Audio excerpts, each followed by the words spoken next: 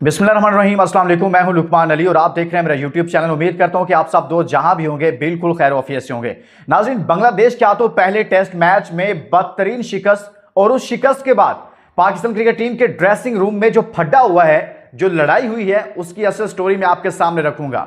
कप्तान शान मसूद के दरमियान और मोहम्मद रिजवान, कप्तान शान मसूद और दूसरी तरफ से शाहीन शाह अफरीदी के दरमियान ड्रेसिंग रूम के अंदर एक ऐसा माहौल बना मैच को शिकस्त के बाद कि यूं कहिए कि शान मसूद ने सारा मलबा इस शिकस्त का शाहीन शाह अफरीदी और मोहम्मद रिजवान पर डाला। उनको क्या कहा और फिर शाहीन अफरीदी ने जवाब में शान मसूद को क्या कहा है और मोहम्मद रिजवान से मुतल्लिक उनकी जानिब से क्या कहा गया है, ये पूरी स्टोरी आपके सामने रखूंगा। सरफराज अहमद जो टीम के कोच के तौर पर साथ में मौजूद हैं, सरफराज अहमद ने बात जो बहुत ज़्यादा ख़राब होती जा रही थी, बहुत ज़्यादा जो तलखी आ रही थी, बहुत ज़्यादा जो फड्डा बढ़ता जा रहा था, उसको बीच बचाव का रास्ता इख्तियार करने के हवाले से सरफराज अहमद ने अहम किरदार अदा किया और उस मामले को रोका। लेकिन लड़ाई हुई किस मामले पर, यह मैं आपके सामने रखता हूं। देखिए दोस्तों, लेकिन आगे बढ़ने से पहले एक सवाल आपके लिए छोड़े जा रहा हूं और सवाल यह है कि पाकिस्तान की क्रिकेट टीम की तबाही का जिम्मेदार कौन है और आपके ख्याल में जो टेस्ट मैच बांग्लादेश से शिकस्त हुई है, इस शिकस्त का जिम्मेदार कौन कौन से प्लेयर हैं? क्या आप समझते हैं शाहीन अफरीदी इसके जिम्मेदार हैं? क्या आप समझते हैं कि मोहम्मद रिजवान इस शिकस्त के जिम्मेदार हैं?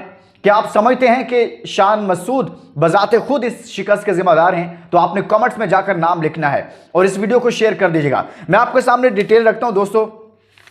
ये एक बदतरीन शिकस्त है। आपको पता है कि 2001 से पाकिस्तान और बांग्लादेश के दरमियान टेस्ट मैचेस हो रहे हैं, लेकिन 2024 तक पाकिस्तान नाकाबिले शिकस्त रहा है बांग्लादेश के खिलाफ। लेकिन 2024 में बांग्लादेश ने पाकिस्तान को 2 टेस्ट मैचेस में शिकस्त दी। कैप्टन शान मसूद थे और फिर उसके बाद अब बांग्लादेश के अंदर पाकिस्तान को शिकस्त हुई 104 रन से। शिकस्त नहीं, बदतरीन शिकस्त हुई पाकिस्तान को, शर्मनाक शिकस्त से दो चार हुआ पाकिस्तान। लेकिन इसमें क्यों ऐसा हुआ? क्योंकि पाकिस्तान के अंदर एक सफारशी कल्चर है, अकरबा परवरी है, यहां पर लाडलाइज्म है, यहां पर दामाद सुसर की बुनियाद पर जो है वो टीमें सेलेक्ट होती हैं, यहां पर फेवरेटिज्म बहुत ज्यादा है, यहां पर लाइकिंग डिसलाइकिंग बहुत ज्यादा है, यहां पर अपने लाडले पाले हुए हैं, अनोखे लाडले हैं और ये ऐसे लाडले हैं कि इनकी क्या ही बात है। इस वीडियो के अंदर मैं पूरा ऑपरेशन करूंगा, आपने इस वीडियो को आखिर तक देखना है। सबसे पहले मैं वो स्टोरी और वो खबर आपको दे दूं। देखिए हुआ क्या था।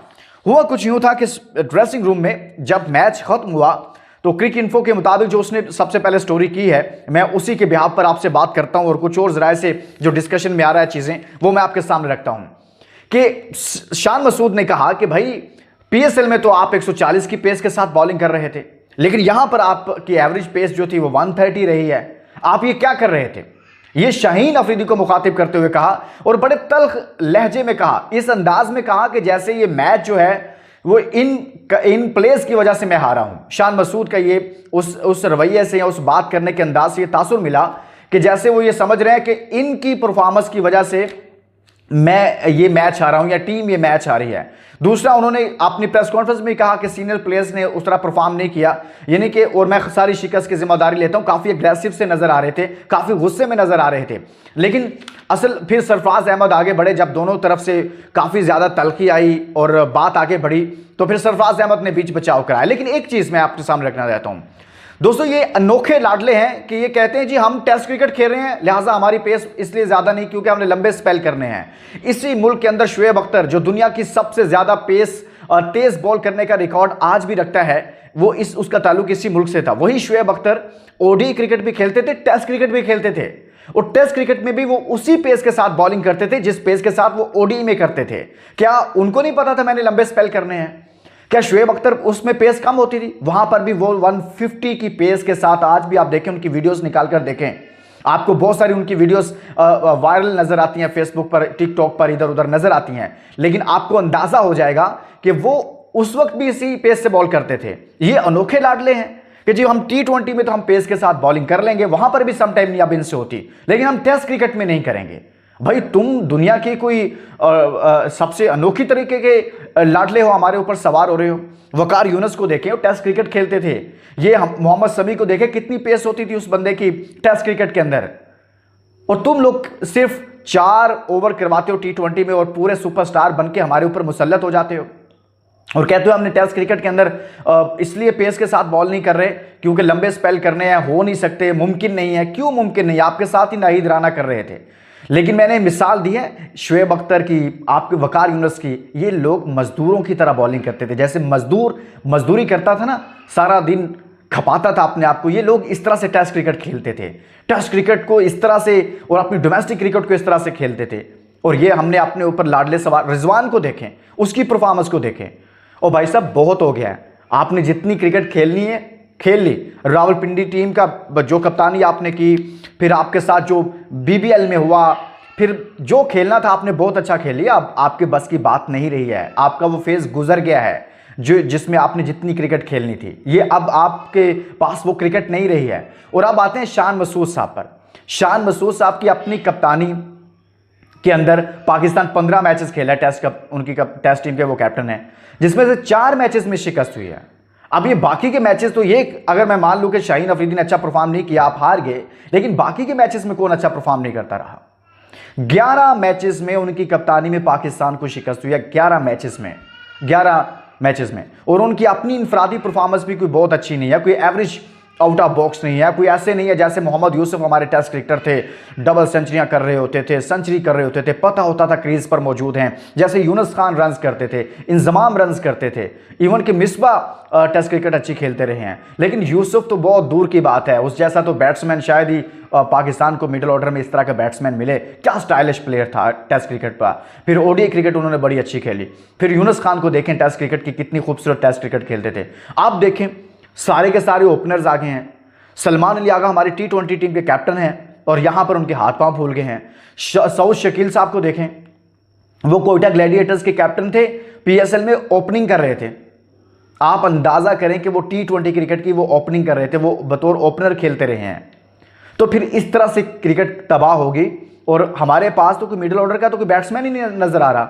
ये सारे साहिबान तो भाई फ्रेंचाइज क्रिकेट खेलना पसंद करते हैं। मेरे ख्याल में ये अगर टेस्ट क्रिकेट नहीं खेल सकते तो इनको चाहिए ICC से कोई रिक्वेस्ट करें खुसूसी तौर पर कि इनके लिए टेस्ट क्रिकेट को किसी और तरीके से कोई मॉडिफाई कर दें, कोई नया फॉर्मेट लेकर आएं जो इन अनोखे लाडलों को सूट करता हो। मैंने आपके सामने मिसालें रखी हैं यार, शुएब अख्तर की, वकार यूनुस की।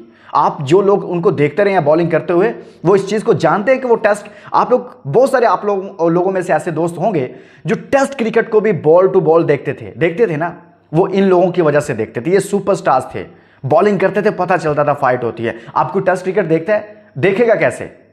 बॉलिंग, मरी हुई बॉलिंग करते हैं, बैट्समैन है, उनको ये समझ नहीं आती। यही सलमान अली आगा कह रहे थे अगर 260-70 पे बांग्लादेश आउट हो गया या इतना हमें टारगेट मिला तो हम कर जाएंगे। फिर 260-70 तो दूर की बात है, इनसे 170 नहीं हुए थे, 163 पे ऑल आउट हो गए। ये एक दिन पूरा नहीं कर सके यार।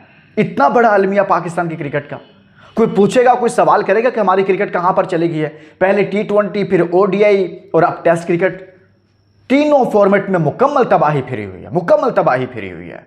कोई पूछने वाला नहीं है, कोई सवाल करने वाला नहीं है, कोई इसमें बेहतरी लाने वाला नहीं है। बांग्लादेश जैसी टीम से हम मुसलसल आ रहे हैं, मुसलसल तीसरा टेस्ट आप मार के हैं। मैं ये नहीं कह रहा कि बांग्लादेश की क्रिकेट अच्छी नहीं है, वो अच्छी और क्वालिटी और बड़ी कैलकुलेटेड, बड़ी एनालाइज करके क्रिकेट को खेल रहे हैं। आप अंदाजा कीजिए। मैं मुबारकबाद पेश करता हूं बांग्लादेश फैंस को, बांग्लादेश टीम को, कि उन्होंने अपने आप को बहुत इंप्रूव किया, बड़ी अच्छी क्रिकेट खेल रहे हैं। लेकिन पाकिस्तान की क्रिकेट चूंकि हम कभी हारे ही नहीं थे, हमें आदत भी नहीं है, तो हमें बहुत बुरा भी लग रहा है। लेकिन हम फाइट करके कम अज कम हार जाते तो कोई मसला नहीं था। दूसरी टीमें भी खेलने के लिए आई होती है, जीतना उनका हक है, लेकिन इतनी बेहतरीन परफॉर्मेंस के साथ आप हारेंगे तो फिर सवाल उठेगा। इजाजत दीजिए, अपना बहुत सारा ख्याल रखिए। अल्लाह हाफिज।